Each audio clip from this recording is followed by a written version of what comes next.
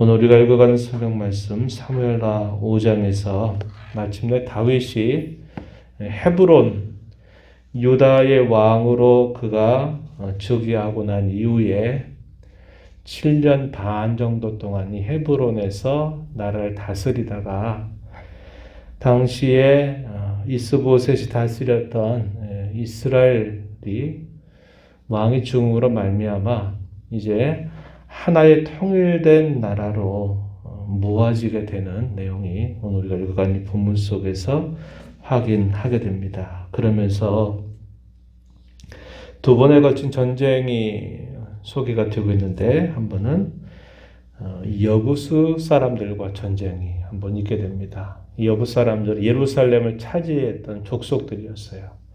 그들과 더불어 전쟁을 하게 되면서 여부수 사람들을 물리치고 마침내 통일된 왕국의 수도로 그 예루살렘을 정하게 됩니다. 그리고 또 한 번의 전쟁이 블레셋 나라와의 전쟁, 첫 번째 전쟁입니다. 그가 왕으로 세움받고 난 다음에 블레셋과의 처음 전쟁이 오늘 우리가 읽은 뒷부분 말씀, 거기에 소개가 되고 있습니다. 오늘 우리가 이 말씀의 앞부분에 보게 되면은 유다의 왕으로 있었던 이 다윗에게 이스라엘의 지도자들이 자신들의 군주였던 이스보셋이 죽임을 당하게 되고 난 이후에 다윗을 찾아오게 됩니다. 찾아와서 온 나라를 다스려 달라, 우리 왕이 되어 달라라고 이렇게 부탁을 하게 됩니다. 정치적인 야욕을 가지고 다윗이 만약에 어떻게라도 하려고 했다면 어떤 다른 방법들을 사용했었는지 몰라요. 그러나 하나님께서 흐르는 시간 속에서 약 7년 반이라고 하는 시간이 지나가는 동안에 모든 상황들을 하나님이 차곡차곡 하나씩 정리해 주시게 됩니다. 그래서 다윗은 기다렸고 이스라엘의 장로들은 다윗을 찾아와서 우리 왕이 되어달라 이렇게 부탁을 하게 된 겁니다. 그가 이렇게 왕으로 세워지게 되는 이 모든 일들은 오랜 시간이 지나고 난 다음이었다라는 것을 우리가 알게 됩니다. 그리고 그런 모든 과정들 속에서 다윗은 인내를 배우고 또 그 모든 일들 속에서 늘 하나님 앞에 가까이 모셔 살아가는 일들, 그리고 일관되게 순종하는 일들을 잘 배웠던 겁니다. 스스로 왕이 되고자 한 것이 아니라 그가 왕으로 초청을 받아서 왕으로 세움을 받게 된 사실임을 우리가 알게 됩니다. 1절과 2절 말씀에 보면은 이스라엘의 모든 지파들이 찾아와서 다윗에게 뭐라고 얘기하냐면 보소서 우리는 왕의 한 고륙입니다. 우리는 같은 혈통을 가지고 있습니다. 이렇게 말하죠. 또 뭐라고 말하느냐. 당신은 예적부터 사울왕이 다스릴 때부터 이스라엘을 거느려서 출입하게 하던 사람입니다. 이렇게 표현합니다.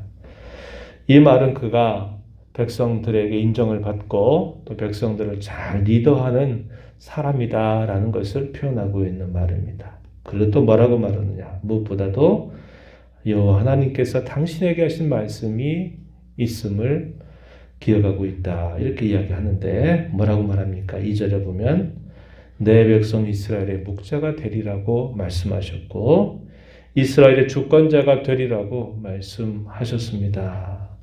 그렇게 말하면서 이스라엘 모든 장로가 다윗에게로 찾아오게 되고요.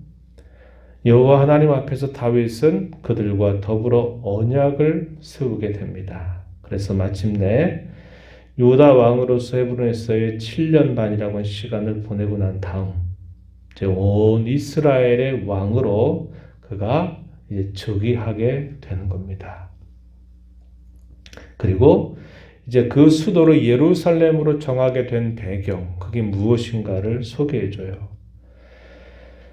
그 내용이 6절부터 12절 보게 되면은 소개가 되는데 이 여부수 족속들은 예루살렘에 살고 있었습니다. 이것은 옛적에 하나님께서 모세를 통해서 그리고 모세 후계자였던 여호수아를 통해서 이스라엘 각 지파에게 이미 그 땅을 분배해 주었는데 이 각 지파가 이 예루살렘에 살고 있는 여부수 족속들을 치지 않습니다. 이 예루살렘이 지형적으로는 천의 요새가 될 만큼 쉽게 그곳을 차지하기가 어려운 곳입니다. 그러다 보니까 땅은 분배받았어도 그들이 치지 않고 불순종하게 되니까 여부수 족속들은 다윗이 이렇게 왕으로 세워지기까지 여전히 그 예루살렘을 자신들의 땅으로 여기고 살고 있었다고 하는 겁니다. 다윗이 이 예루살렘을 차지하고 있는 여부수 족속들을 치려고 하니까 이 여부수 사람들이 뭐라고 비웃냐면은 소경이나 절뚝발이라도 다 너를 다 물리치게 될 거다. 너희가 과연 누구인다고 이 천의 요새가 되는 이곳을 넘보냐. 그러면서 다윗을 모독하고 멸시하는 태도를 보이게 됩니다. 뿐만 아니라 이스라엘은 이 블레셋 나라에 의해서 패배를 여러 차례 경험했기 때문에 이 여부수 사람들이 아주 교만한 태도를 가지고 이 다윗과 이스라엘 족속들을 멸시하게 된 겁니다. 그러자 어떻게 되었나요? 다윗이 그 예루살렘을 쳐서 예루살렘을 차지하게 됩니다. 그러면서 속담거리가 만들어질 만큼 그 다윗이 그 땅을 차지하게 되고 그곳을 온 이스라엘의 수도로 삼게 되는 겁니다. 그리고 그 곳에 이 예루살렘을 두고 뭐라고 말하느냐? 다윗성이다. 이렇게 이름을 부르기 시작합니다. 그리고 그것을 또 뭐라고 말하냐면 시온 산성이다. 라고 이렇게 이름을 짓게 되는 겁니다. 9절 말씀에 가서 보면은 다윗이 그 산성에 살면서 다윗성이라 이름하고 다윗이 밀로에서부터 안으로 성을 둘러 쌓으니라. 이렇게 표현되어 있습니다. 그리고 그것에 두로왕 히람에게 하나님께서 호의를 입게 하셔가지고 그곳에 다윗의 집을 세우게 돼요. 그리고 거기에 성을 쌓게 되는 일들이 있게 된 겁니다. 그래서 공의 예루살렘이 온 이스라엘의 수도가 되고 다윗이 거기에서 이제 온 이스라엘을 다스리게 된 것입니다. 그런 모든 일들에 대해서 뭐라고 간략하게 설명을 해 주냐면 10절 가서 보면은 이렇게 말합니다. 만군의 하나님 여호와께서 함께 계시니 다윗이 점점 강성하여 가니라. 이렇게 표현했습니다. 그렇게 되는 모든 과정 속에서 여호와 하나님이 언제나 그와 함께 하셨다. 그리고 그 결과 다윗은 점점 강성하여졌다. 이렇게 표현을 해줍니다. 이것은 분명한 사실을 말해주고 있는 겁니다. 우리가 앞서서도 쭉 살펴보면 사울이 결국 버림을 받고 폐위가 되는 오랜 과정으로 있다가 결국 죽음으로 최후를 맞게 된 그 모든 일들이 어떻게 된 것입니까? 하나님이 함께 하시다가 그를 떠나게 되면서 그렇게 되고 말았던 것을 우리가 알게 되죠. 다윗이 오랜 도피 방랑 생활을 하게 되고 그가 많은 어려운 삶을 살아감에도 불구하고 그가 갈수록 더 강해지고 많은 사람들이 그를 더 높이고 하겠다 그를 따르게 되는 그런 모든 일들은 하나님이 그와 함께 계셨기 때문이다. 이렇게 그 이유를 분명하게 설명해 줍니다. 그런데 분명한 것은 뭡니까? 다윗이 그 사실을 분명히 알고 있었다고 하는 거예요. 사울은 안타깝게도 자기에게 벌어지는 일련의 어려운 일들을 경험하면서 그게 왜 자기에게 그런 일이 임했는지를 깨닫지 못했어요. 하나님의 영이 자신을 떠나고 자신이 범죄함으로 인해서 하나님이 함께 하지 않는다는 사실들을 그는 깨달았어야 됐고 깨달았다면 그가 하나님 앞으로 온전히 돌이켜야만 됐어요. 근데 그 사실을 깨닫지 못하니까 돌이키려고도 하지 않다가 결국 비참한 최후를 맞게 되었던 것입니다. 다윗은 자신이 그렇게 특별하게 정치적인 야욕을 갖거나 인위적인 어떤 수단들을 동원하지 않음에도 불구하고 그가 그렇게 온 이스라엘의 왕이 된 모든 일들을 살펴봤을 때 그것은 자기의 힘으로 된 일이 아니라 하나님께서 그와 언제나 함께 하셔서 도와주셔서 자신에게 이루어진 일이라는 사실을 분명하게 한 겁니다. 이 알았다 이 말은 하나님이 하신 일들을 머리로 기억했다 하는 정도의 뜻이 아니라 하나님이 해주신 것을 진정으로 인정하고, 그래서 그는 하나님께 감사하고 하나님의 충성스러운 신하처럼 하나님을 섬기고 하나님의 말씀을 순종했다라는 것을 말해주는 뜻입니다. 12절 말씀 한번 보시면 이렇게 말해요. 여호와께서 자기를 세우사 이스라엘 왕을 삼으신 것, 그 백성 이스라엘을 위하여 그 나라를 높이신 것을 알았다, 이렇게 말합니다. 이 말은 그가 겸손했다는 말도 되는 거예요. 내가 잘해서가 아니라 여호와 하나님이 자신을 세워주신 일이다. 자신을 왕으로 삼아주신 일이다. 여호와 하나님이 자신이 다스린 그 나라를 높여주신 것이다 라는 사실을 분명히 인정했다, 이렇게 표현하고 있다는 겁니다. 우리가 이 사실을 잘 기억한다면 우리의 삶은 지혜롭게 살아갈 수 있게 될 겁니다. 우리의 삶에 어떤 어려움이나 어떤 시련이나 또 공경이 닥치게 될 때 하나님 앞에서 우리 자신을 돌아보고 우리 자신을 생각하고 잘못된 일들이 있다면 돌이키고 또 하나님을 붙들고 의지하는 자로 나아가고, 우리의 삶 속에 어떤 일들이 평탄하게 잘 이루어지게 될 때에도 그것이 하나님이 도와주셔서 하나님이 인도해 주셔서 이렇게 된 일이라고 하는 것을 언제나 기억한다면 우리의 삶이 어려움을 만나서 하나님을 떠나게 되는 일도 없고, 반대로 우리의 삶이 잘 평탄하게 풀어진다 해도 그것 때문에 교만해서 엉뚱한 길로 또 가게 되는 일이 없게 되는 겁니다. 이 사실을 우리가 잘 배워야 되겠다고 하는 것이죠. 그리고 블레셋과의 첫 번째 전쟁이 벌어지게 되는데 그 내용이 17절부터 마지막 절까지 소개가 됩니다. 1차전이 있고 2차전이 있어요. 블레셋이 봤을 때 이 다윗은 어떻게 보였을까요? 얕잡아 보는 겁니다. 왜? 시글락이라고 하는 도시에 망명해가지고 거기서 사울의 미움을 받아서 자기들 편에서 살았던 사람이거든요.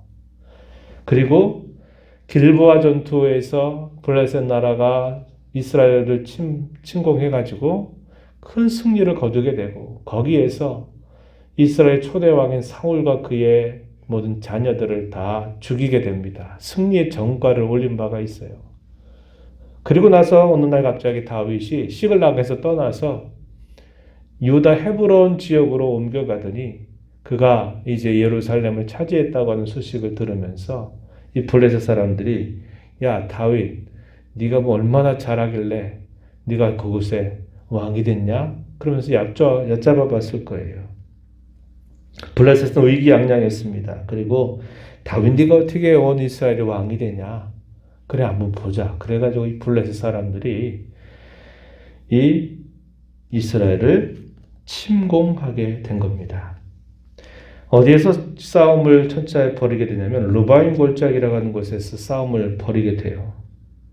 다윗은 묻습니다. 하나님 어떻게 할까요? 여전히 묻습니다. 그랬더니 하나님께서 응답해 주시기를 올라가라. 내가 반드시 블레셋 사람을 너의 손에 넘겨주겠다. 하나님이 분명한 약속을 해주십니다. 그래서 블레셋과의 전쟁이 벌어지는데 그 싸움이 벌어졌던 그곳의 이름을 뭐라고 짓냐면 바알브라심이라고 이름을 짓게 됩니다. 20절 가서 보면 다윗이 바알브라심에 이르러 거기서 그들을 치고 다윗이 말하되 여호와께서 물을 흩음같이 내 앞에서 내 대적을 흩으셨다 하므로 그곳 이름을 바알브라심이라 부르니라. 이스라엘의 많은 지명은 이렇게 지어졌다는 거죠. 하나님과의 특별한 관계 속에서 어떤 특별한 일이 있을 때 그곳의 이름을 그렇게 부르는 그런 풍습이 있었어요. 그곳 전쟁이 치열한 전쟁이 벌어졌는데 어떻게 하셨느냐? 하나님 마치 물을 흩어버리시듯이 대적들을 흩어버렸다. 일방적인 이스라엘의 승리로 끝나버리게 됐다. 여호와께서 승리하게 하신 것을 기념하면서 그 싸웠던 그 자리를 두고 바알브라심 이렇게 이름을 짓게 된 겁니다. 얼마나 이 블레 사람들이 무서웠는지 자신들이 싸움에 가지고 나왔던 우상들조차도 챙겨가지도 못할 만큼 그 싸움에서 패배해서 도망치기에 바빴다 이렇게 말해줍니다. 21절에 보면 거기서 블레셋 사람들이 그들의 우상을 버렸으므로 다윗과 그의 부하들이 치웠다라고 말합니다. 다윗이 이 블레셋 사람들이 또다시 한번 자신들의 군대를 정렬하고 2차전이 또 벌어져요. 동일한 장소에서 이번에는 우리가 승리하겠다라고 전열을 가다듬고 2차 전쟁이 붙게 됐어요. 22절에 보니까 블레셋 사람들이 다시 올라와서 르바임 골짜기에 가득했다. 그때 하나님께서 또 다윗에게 말씀해 주시기를 다윗아 이번에는 전면전으로 하지 말고 정면에 싸우지 말고 뒤로 돌아가서 뽕나무 숲을 맞은편에서 그들을 기습해서 그들을 쳐라.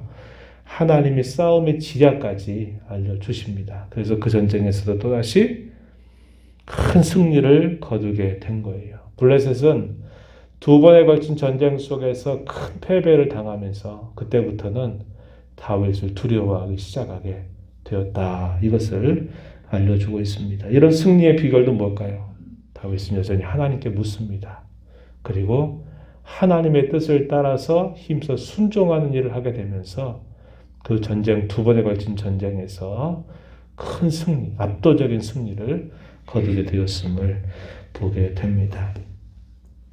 오늘 우리가 이 말씀을 꼭 기억하면 좋겠어요. 하나님이 언제나 함께 하셔야 된다라는 사실을 언제나 우리가 알고 우리 인생길을 걸어가자고 하는 겁니다. 공경과 어려움에 있을 때에도 하나님이 함께 하시면 된다. 그러나 아무리 쉽고 아무리 평탄한 일, 좋은 일이 있어도 하나님이 함께 하시지 않는다면 안 된다라는 사실을 우리가 늘 기억하는 삶을 살아갈 때 우리가 하나님 앞에 지혜로운 삶을 살아갈 수 있게 되고 승리의 삶을 살아갈 수 있다는 것을 알게 됩니다. 하나님이 함께 하시는 것을 항상 알아들이고 순종하고 앞으로 우리가 살아가는 삶 속에서도 하나님이 여전히 우리와 함께 하실 것을 신뢰하며 그분이 우리에게 주시는 말씀에 순종하며 나아간다면 우리의 삶은 참으로 하나님 앞에 값지게 살아갈 수 있게 될 겁니다. 이런 말씀 마음에 새겨서 저와 여러분의 남은 삶을 이렇게 살아가게 되기를 진심으로 바랍니다.